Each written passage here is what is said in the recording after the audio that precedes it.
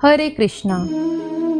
जिनकी परम वल्लभा एकादशी एवं द्वादशी तिथि मनुष्य मात्र को संपूर्ण वांछित फल प्रदान करती हैं, उन श्री भगवान को मैं नमस्कार करती हूँ। तो चलिए ऐसी ही परम पवित्र देव उठानी एकादशी की कथा आज मैं ज्योति आपके लिए लेकर आई हूँ। एक समय की बात है, एक राजा के राज्य में सभी लोग एकादशी का व्रत करते थे। प्रजा तथा नौकर चाकरों से लेकर पशुओं तक को एकादशी के दिन अन्न नहीं दिया जाता था। एक दिन किसी दूसरे राज्य का एक व्यक्ति राजा के पास आकर बोला, महाराज कृपा करके मुझे नौकरी पर रख लें। तब राजा ने उसके सामने एक शर्त रखी कि ठीक है रख लेते हैं, किंतु रोज तो तुम्हें खाने को सब कुछ मिलेगा, पर एकादशी को अन्न नहीं मिलेगा।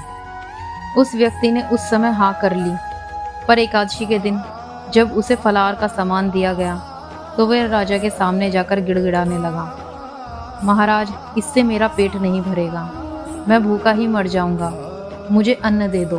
राजा ने उसे शर्त की बात याद दिलाई, पर वह अन्न छोड़ने को राजी नहीं हुआ।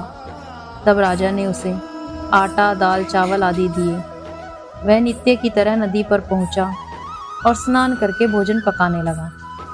जब भोजन बनकर तैयार हो गया तो वह भगवान को बुलाने लगा, आओ भगवान भोजन तैयार है। उसके बुलाने पर पीताम्बर धारण किए हुए भगवान चतुर्भुज रूप में आ पहुंचे तथा प्रेम से उसके साथ भोजन करने लगे। भोजन आदि करके भगवान अंतर्ध्यान हो गए तथा वह अपने काम पर चला गया।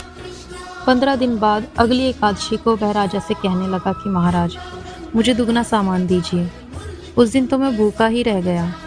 राजा ने कारण पूछा तो उसने बताया कि हमारे साथ भगवान भी खाते हैं, इसलिए हम दोनों के लिए यह सामान पूरा नहीं होता। यह बात सुनकर राजा को बहुत आश्चर्य हुआ। राजा बोले, मैं नहीं मान सकता हूँ कि भगवान तुम्हारे साथ भोजन करते हैं।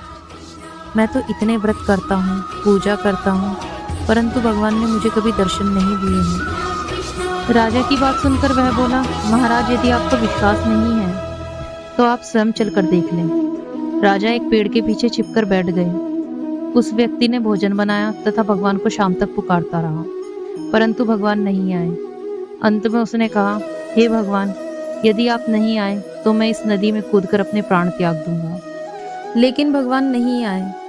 तब वह प्राण त्यागने के उद्देश्य से नदी की तरफ बढ़ा। प्राण त्यागने का उसका दृढ़ निश्चय जानकर भगवान शीघ्र ही प्रकट होकर उसे भगवान ने रोक लिया और साथ बैठकर भोजन करने लगे। खा पीकर वे उसे अपने साथ विमान में बैठाकर अपने धाम ले गए। यह देख राजा ने सोचा कि व्रत उपवास से तब तक कोई फायदा नहीं है जब तक मन शुद्ध न हो। इससे राजा को ज्ञान मिला। वह भी मन से व्रत उपवास करने लगा और अंत में स्वर्ग को प्राप्त हुआ। ये कथा आपको कैसी लगी हमें कमेंट बॉक्स में ज़रूर बताएं। और अगर अभी तक आपने चैनल सब्सक्राइब नहीं किया है तो याद से कर लें, क्योंकि कल मैं आपके लिए एकादशी महात्म की वीडियो लेकर आऊँगी।